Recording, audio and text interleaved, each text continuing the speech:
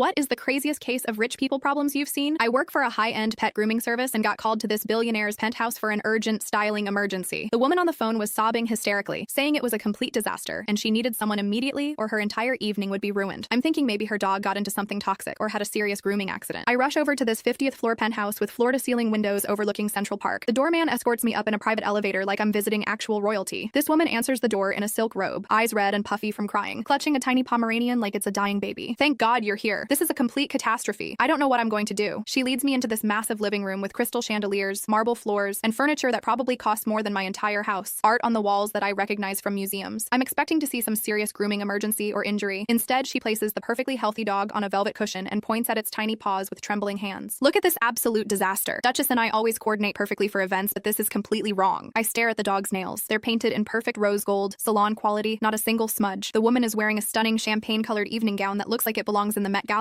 I honestly don't understand what's wrong, I say, examining the dog closer. She gasps like I just insulted her entire bloodline and heritage. The colors don't match. Rose gold and champagne are completely different tones. We have the charity gala photographer arriving in exactly 1 hour, and Duchess looks absolutely ridiculous next to my dress. I squint at both colors, holding the dog up to her dress. They look completely identical to me, but apparently there's some crucial difference that only people with private jets can detect. Can't you just change your dress? I suggest innocently. The woman actually staggers backward like I physically shot her. Change my dress? Are you insane? This is custom Valentino couture. It took 6 months to make, required 3 fittings in Milan, and cost more than most people's annual salary. You don't just change couture. So apparently it's infinitely easier to repaint microscopic dog nails than wear a different expensive dress. She shows me to what she calls her pet beauty station, an entire room dedicated to grooming Duchess, complete with professional salon lighting, a tiny grooming table with leather straps, and more nail polish colors than an actual beauty supply store. I spend the next 45 minutes carefully removing the rose gold polish with tiny cotton swabs and applying champagne color to nails literally the size of rice grains. The dog keeps trying to lick the wet polish off, so I have to gently hold each individual paw while it air dries. The entire time, this woman is pacing frantically in designer heels that click against the marble, checking her diamond-encrusted Rolex every 30 seconds like she's timing a space launch. The photographer absolutely cannot see Duchess looking uncoordinated with my outfit. We've won Best Dressed Pet and Owner at the Metropolitan Pet Gala 3 consecutive years running. Apparently there's an actual competition for this, with trophies and everything. She shows me photos from previous years, her and the dog in matching outfits, perfectly coordinated down to accessories. There's a whole wall of awards. When I finally finish the nail masterpiece, she examines each tiny nail with a literal jeweler's magnifying glass,